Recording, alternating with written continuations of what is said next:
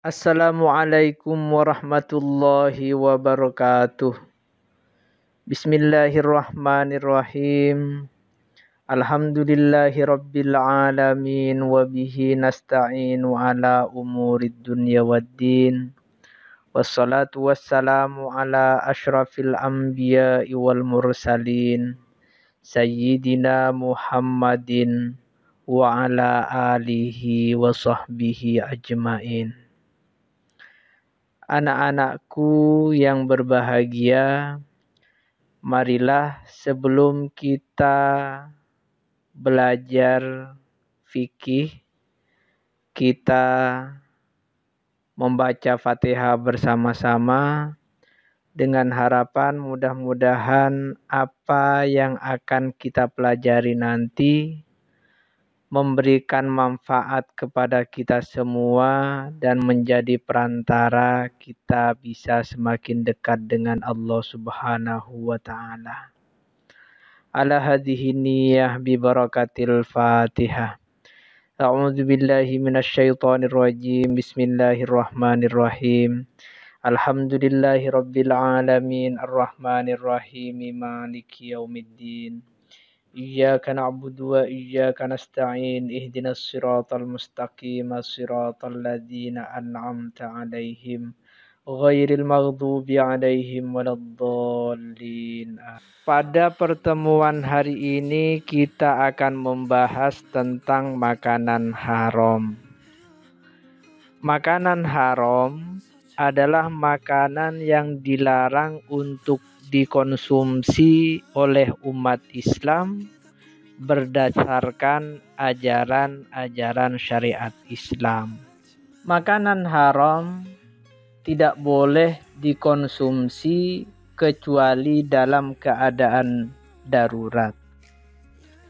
Seseorang dapat dikatakan dalam keadaan darurat apabila sampai pada tingkat kelaparan yang bisa mengakibatkan kebinasaan atau menyebabkan timbulnya penyakit yang bisa berakibat pada kematian. Hal ini berdasarkan firman Allah dalam surat Al-Baqarah, "Famaniturra ghaira baghin wala adin fala isma alaihi innallaha ghafurur rahim."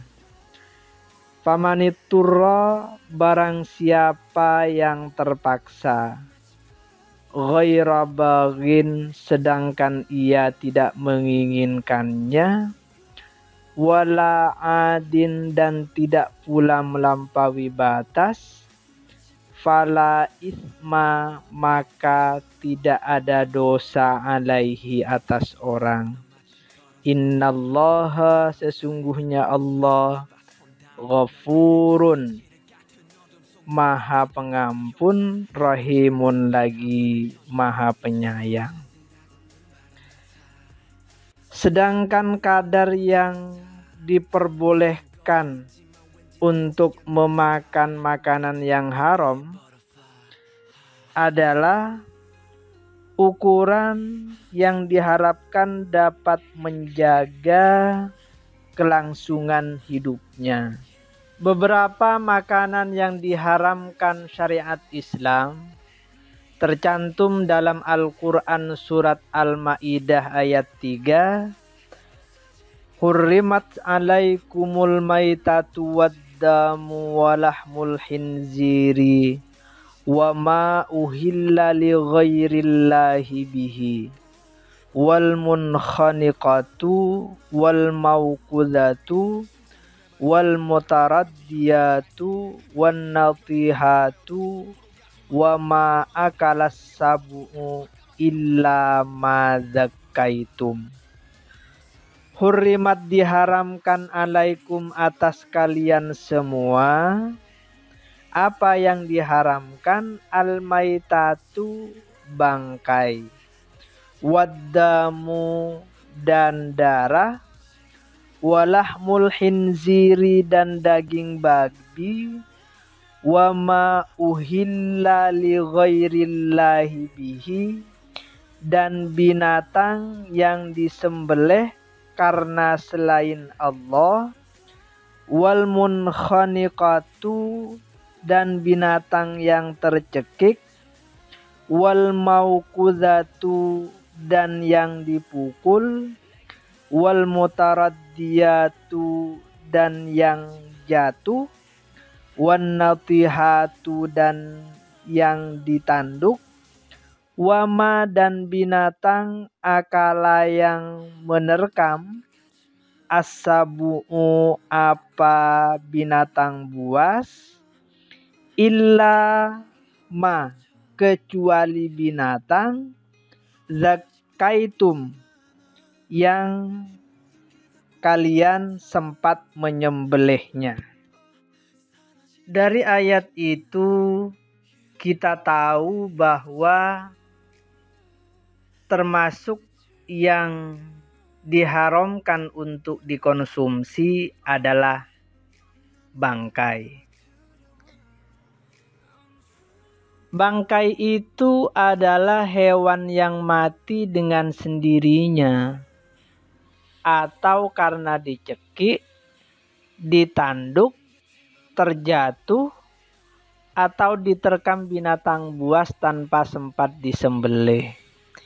Jadi binatang yang mati karena tidak disembelih itu semuanya disebut dengan bangkai. Semua bangkai binatang haram untuk dikonsumsi, kecuali ikan dan belalang.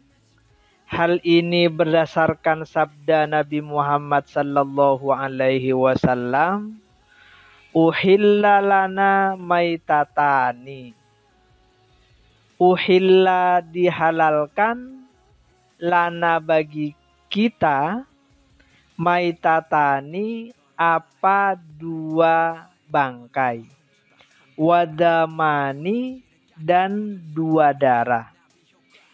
Amal maitatani, adapun dua bangkai itu, falhutu, satu ikan, wal jaradu, dan belalang. Wa ammaddamani, adapun dua darah yang dihalalkan itu, falkabidu, yaitu hati, wattihalu, dan limpa. Bangkai binatang yang diharamkan adalah dagingnya untuk dikonsumsi. Sementara tulang dan kulitnya itu masih bisa dimanfaatkan untuk keperluan-keperluan dalam kehidupan sehari-hari. Hal ini berdasarkan sabda Rasulullah, innama hurrima, hanya saja diharamkan, akluha, apa memakannya. Yang kedua, itu adalah darah. Semua jenis darah, baik darah manusia ataupun darah binatang, baik dimasak ataupun dicampur dengan makanan lain, tetap haram dikonsumsi. Kenapa darah diharamkan untuk dikonsumsi? Karena bisa membahayakan tubuh manusia. Darah itu merupakan tempat yang paling baik untuk pertumbuhan bakteri-bakteri dalam tubuh manusia ataupun di tubuh binatang. Yang ketiga yang diharamkan dalam surat Al-Maidah ayat 3 adalah daging babi, lahmul khinziri. Yang dimaksud dengan lahmul khinziri di sini adalah meliputi daging, kulit, tulang, dan lemaknya.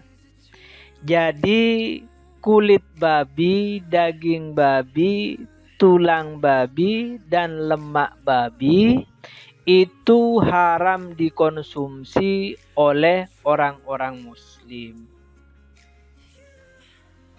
Yang keempat adalah daging hewan yang disembelih atas nama selain Allah. Hal ini sebagaimana termaktub dalam firman Allah surat Al-An'am, wala ta'kulu mimma lam yuzkarismullahi alaihi wa innahu lafiskun.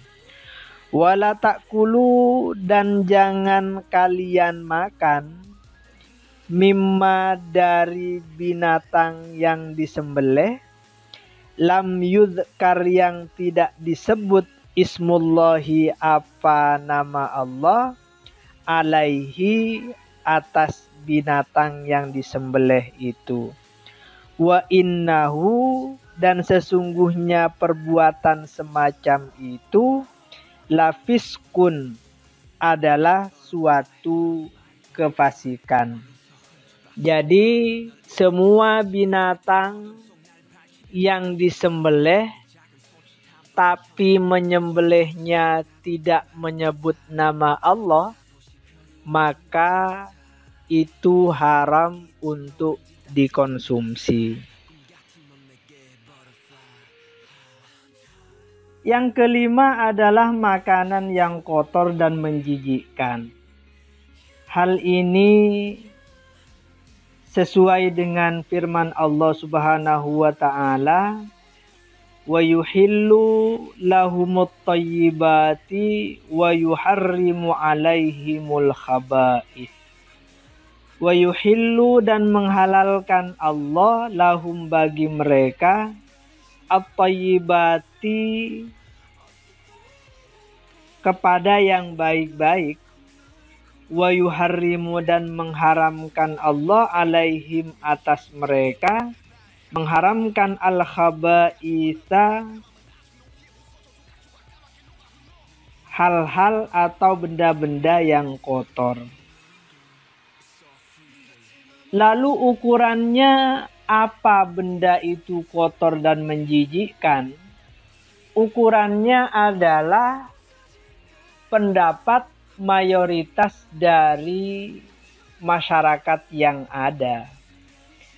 Kalau sebagian besar masyarakat yang ada mengatakan bahwa binatang atau benda itu adalah kotor dan menjijikkan, maka hukumnya adalah haram untuk dikonsumsi. Yang keenam adalah potongan daging dari binatang yang hidup. Berdasarkan sabda Nabi Muhammad, ma kuti'a, ma binatang atau daging, kuti'a yang dipotong, minal bahimati dari binatang ternak, wahia adapun bahimah, hayatun adalah hidup, fahuwa maka adapun ma atau daging yang dipotong itu, maitatun adalah termasuk dalam kategori bangkai. Sesungguhnya daging yang dipotong dari binatang yang masih hidup itu hukumnya sama dengan bangkai. Jadi daging yang dipotong dari binatang yang hidup itu kedudukannya sama dengan bangkai. Yang ketujuh adalah makanan yang memabukkan. Hal ini sebagaimana sabda Rasulullah, kullu muskirin khamrun, setiap yang memabukkan adalah masuk kategori khamr. Wa kullu muskirin, dan semua yang memabukkan haramun adalah haram. Jadi tumbuh-tumbuhan ataupun zat lain yang bisa mengakibatkan seseorang menjadi mabuk, maka hukumnya adalah haram untuk dikonsumsi. Yang berikutnya adalah makanan yang mengandung racun. Jadi kita diharamkan untuk mengkonsumsi semua jenis makanan yang mengandung racun. Karena apabila kita tahu bahwa makanan itu mengandung racun dan kita tetap mengkonsumsinya dan kita mati, maka hukumnya sama dengan bunuh diri.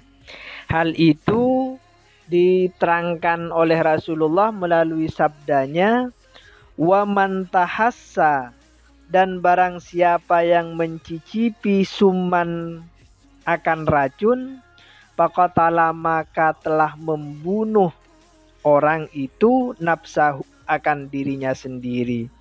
Pasamuhu, dan ada pasamuhu, maka adapun racunnya itu fiyadihi, akan selalu ada di tangannya, yatahassahu, yang akan meneguk orang itu, finari jahannama, di neraka jahanam, khalidan, kekal, mukhalladan, dikekalkan, fiha, di nari jahanam, abadan, selama-lamanya.